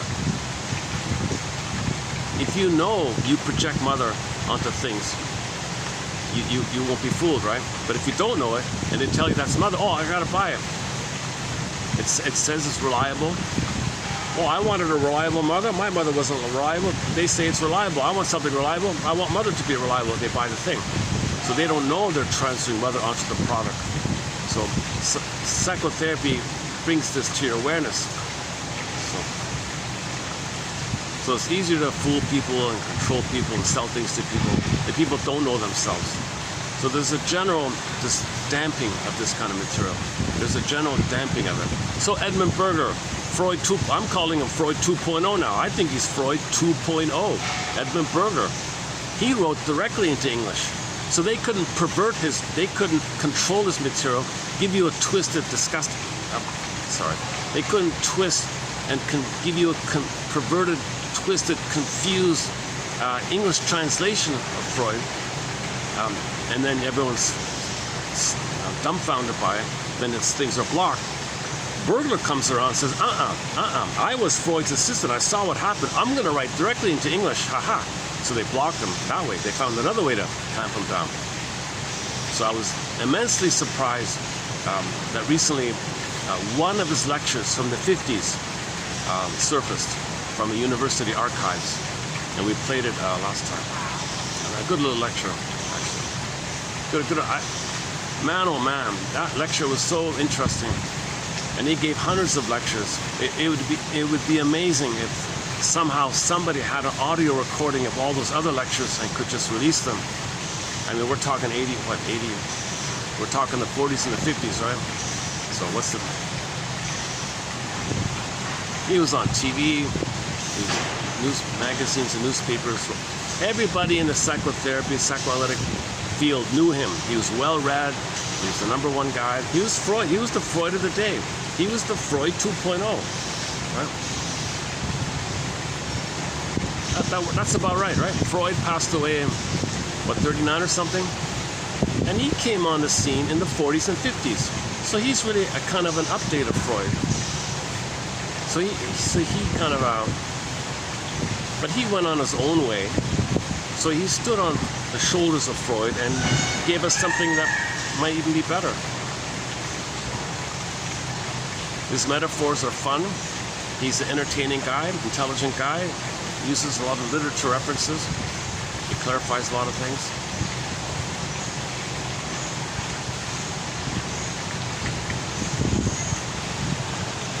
But my current theory around it is, I didn't know this, but somebody did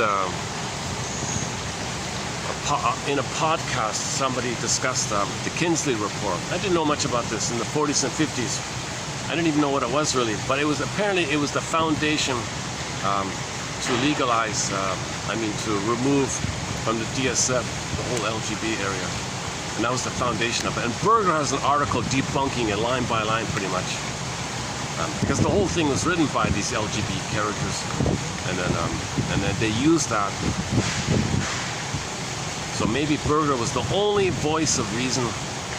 That article of his, it's around. If you go to the selected, when Berger passed away, his wife plucked out 70 of his 300 articles, took 70 of them and put it into a book called The Selected Articles of Edmund Berger. In that selected blue, it's the famous blue book. In that blue book, it's in there. It's called The Myth of something, the myth of whatever, the myth of something. Look up myth and the Kinsley report, that kind of thing. I'm thinking currently maybe that's why they banned him. Maybe that's why they make it difficult for people to find this material. Because only recently have these books become digitized online. Only very recently, like in the past couple of years, 1 or 2 years. And not all of these books have been uploaded. His best book, I think, is the Principles one. He's got a book called The Principles of Self-Damage. One of his last books. That's not available. That's son of a gun. I hope somebody has a copy and it'll be digitized. It's sort of like a final summary, a nice tight summary, a condensation of his lifelong work, that one. You can see the evolution of his work throughout. He does have sort of a thread and a theme in his writing all through. Okay, enough about that. Let's let the phone. I'm gonna let the phone read out what we just did here. Let me find a way to make sure that I can get the audio. If I put it directly on the table, it gets a little muffled, right? Let me try something else here. If I prop it up somehow, the audio might come through a little bit better.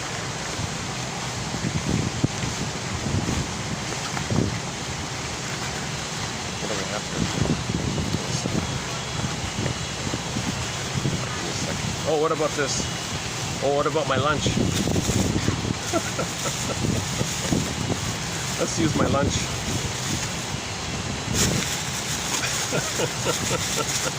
my rice.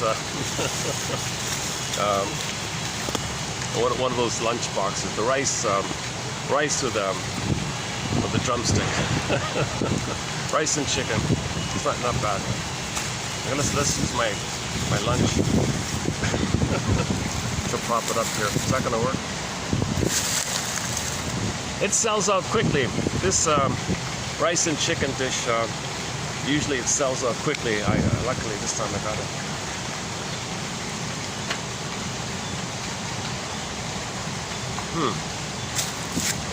It's not going to be level, right? I need something else here. I want to get a clear recording. Hold on a second. It's probably worth the delay. Yeah, it's fine.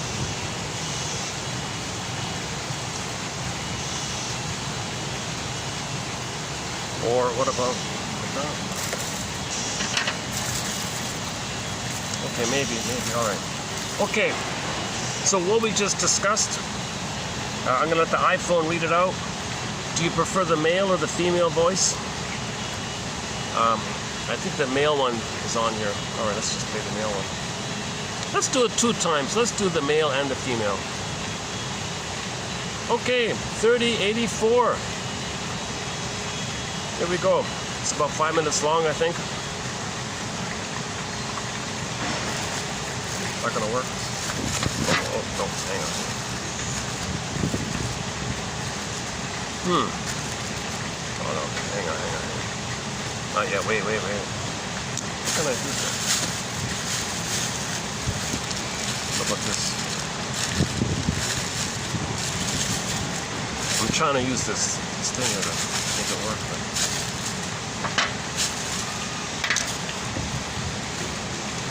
yeah. Okay, maybe just barely. Okay.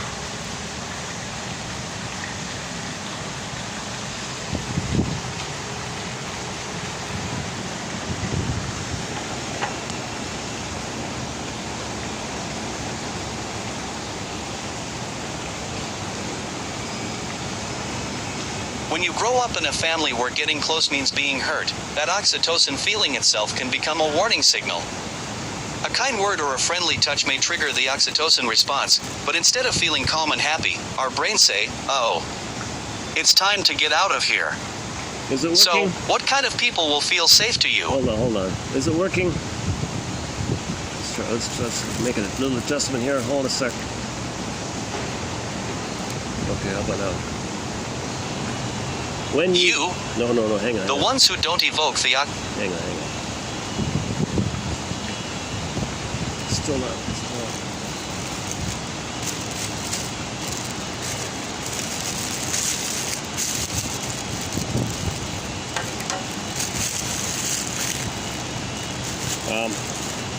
Hopefully it's good enough. Hopefully you'll get through here. All right, here we go. Okay, one more time. When you grow up in a family where getting close means being hurt, that oxytocin feeling itself can become a warning signal. A kind word or a friendly touch may trigger the oxytocin response, but instead of feeling calm and happy, our brains say, "Oh, it's time to get out of here." So, what kind of people will feel safe to you? The ones who don't evoke the oxytocin response. Thus, in your attempts to feel safe, you end up disconnected. In cases where one suffers true neglect or abuse, the oxytocin response may be so underdeveloped that the child's system gets locked in the fight or flight response. When this happens, the child may engage in the kind of destructive and violent behavior that pushes her parents over the edge. There's now a name for this, reactive attachment disorder, or RAD, a controversial psychiatric label that was added to the Diagnostic and Statistical Manual of Mental Disorders, DSM, in 2000. The basic criterion for a diagnosis of RAD is markedly disturbed and developmentally inappropriate social relatedness in most contexts. Fundamentally, RAD kids are unable to bond with their parents. They're like flower seeds planted in concrete. They're unable to absorb the love they're offered, and they're furious about this. The child didn't get the care he needed at a critical time, from birth through the first 3 months of life. The persistent disregard of the child's basic emotional needs for comfort, stimulation, and affection, disregard for his physical needs, or repeated changes in caregivers that never gave him time to bond with anyone. Mothers who, themselves, were traumatized by abuse, or who suffer from drug addiction, alcoholism, or extreme poverty, can be incapable of providing the safety and care a baby needs. Their children may fall into the system, where they never get a chance to connect with anyone. S. Kachinskas. Trace the reactions of any one person to their incipients, and you'll find a core event and/or a core caregiver that precipitated the mindset and the way of dealing with it emotionally. As long as troubling experience remains unconscious, it keeps churning out the same burn moods. Repetition is our psyche's effort to goad us into change. Bringing the unconscious to consciousness is therapy's pay dirt. It's all very unsettling as memories resurface.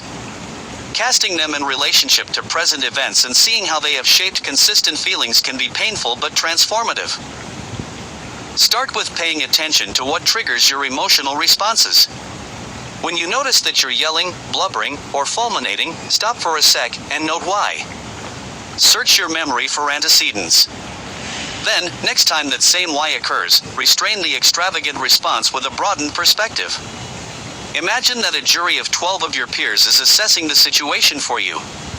Likely they'd suggest a more expansive and less destructive response. New experience changes the limbic reaction. And the cortex can initiate that experience when it receives new knowledge. So, relying only on logic, decide what response would be different from, and preferable to, the one that usually spontaneously erupts. Then try it, even if you doubt its effectiveness. If your reactive response were effective, you wouldn't have to resort to it so frequently. Also, it would only be effective if it actually made you feel more emotionally stable, and it doesn't. Marriage forces the trials we've carried around since childhood into an adult theater. Some may slog through married life as an extension of their childhood selves. The Pygmalion impulse is compelling. Sensing the diamond in the rough, we get out the chisel. We set about redressing, retraining, retrieving, and generally overhauling that person, hoping through constant vigilance, in varying degrees of subtlety, to create our personal paragon. The problem with these flights of creativity, as they involve already fully formed creatures, is that they work against accomplishing the very love we hope to achieve. Not ironically, intimacy in Reformation-style relationships tends to underwhelm. No one wants to become a project for Mr. or Mrs. Fix-It. Putting down the magnifying glass you've held over your partner and picking up the mirror. Face yourself honestly. You wanted a design project? Erosen. When others feel safe and unstressed in someone's presence, their cognitive performance, creativity, and decision-making capacity typically improve.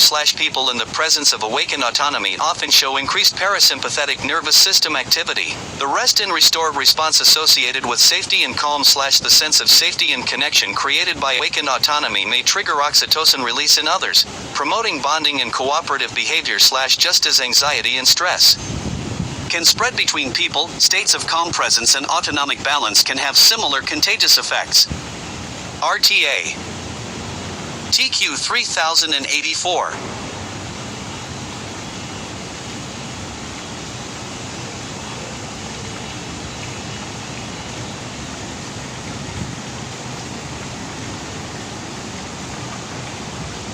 When you grow up in a family where getting close means being hurt, that oxytocin feeling itself can become a warning signal.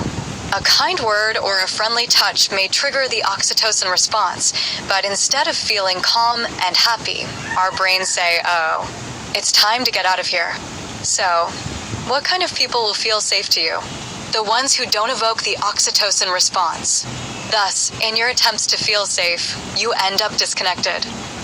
In cases where one suffers true neglect or abuse, the oxytocin response may be so underdeveloped that the child's system gets locked in the fight or flight response. When this happens, the child may engage in the kind of destructive and violent behavior that pushes her parents over the edge. There's now a name for this: reactive attachment disorder, or RAD, a controversial psychiatric label that was added to the Diagnostic and Statistical Manual of Mental Disorders, DSM, in 2000. The basic criterion for a diagnosis of RAD is markedly disturbed and developmentally inappropriate social relatedness in most contexts. Fundamentally, RAD kids are unable to bond with their parents. They're like flower seeds planted in concrete. They're unable to absorb the love they're offered, and they're furious about this. The child didn't get the care he needed at a critical time, from birth through the first 3 months of life. The persistent disregard of the child's basic emotional needs for comfort, stimulation, and affection, disregard for his physical needs, or repeated changes in caregivers that never gave him time to bond with anyone. Mothers who, themselves, were traumatized by abuse, or who suffer from drug addiction, alcoholism, or extreme poverty, can be incapable of providing the safety and care a baby needs. Their children may fall into the system, where they never get a chance to connect with anyone. S. Kaczynskis. Trace the reactions of any one person to their incipients, and you'll find a core event and/or a core caregiver that precipitated the mindset and the way of dealing with it emotionally. As long as troubling experience remains unconscious, it keeps churning out the same burn moods. Repetition is our psyche's effort to goad us into change. Bringing the unconscious to consciousness is therapy's pay dirt.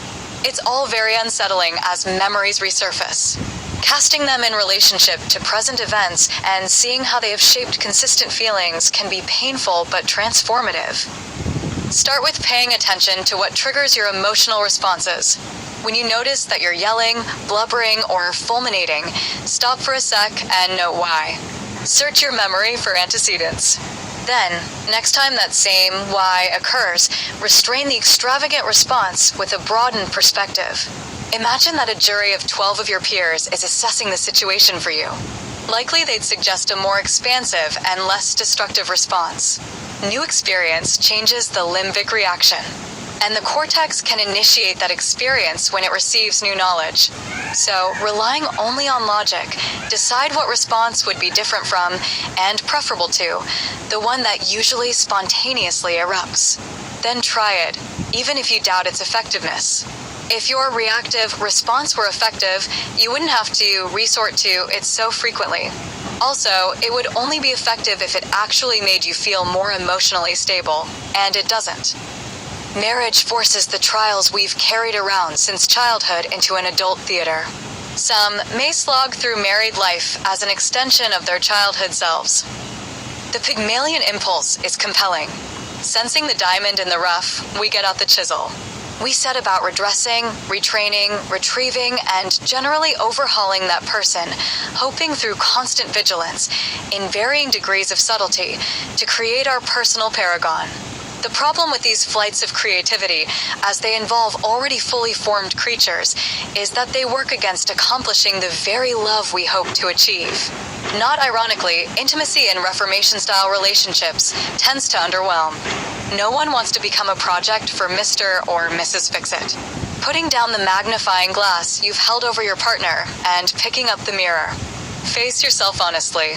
You wanted a design project? Erosen.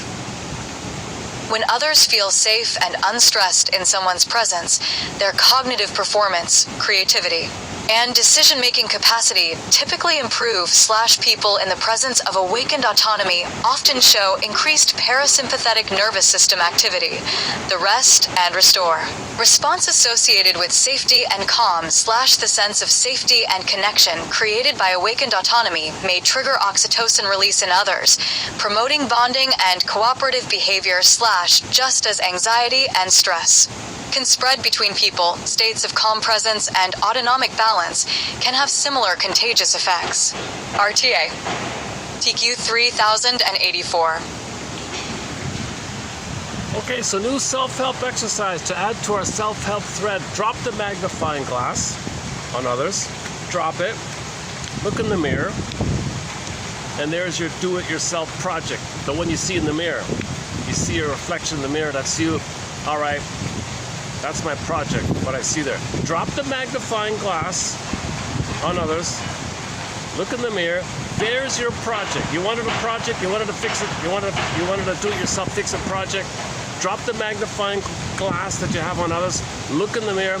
You wanted a project, right? There it is. So let's make it today's mission as well. So your mission, submitted for your approval and consideration. As they say in the Twilight Zone, should you choose to accept it, of course, as they say in the show, in the original show, is to drop the magnifying glass that you have on others, put it aside, put it away, look in the mirror and say to yourself, there's my do-it-myself project right there in the mirror. There's my project. I wanted to do it myself project. Well, there it is there. Drop the magnifying glass and look in the mirror. Your mission.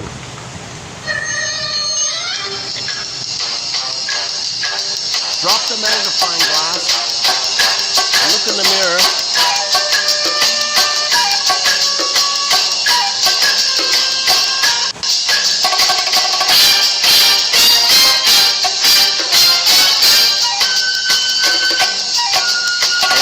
Yourself reaching for the magnifying glass, well, drop it again, look back in the mirror, and say to yourself, there's my project, I'm going to fix this one here, that's my project, that's my mission, mission possible.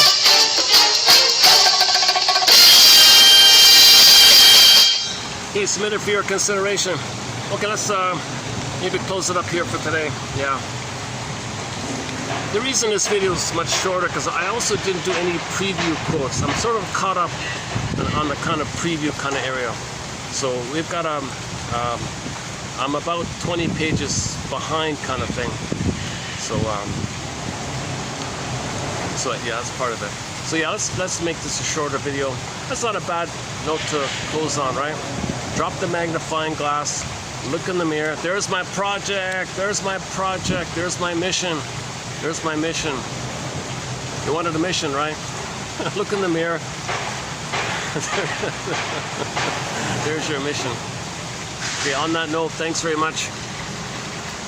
May the psychoanalytic force be with you. And I'll see you in the next video.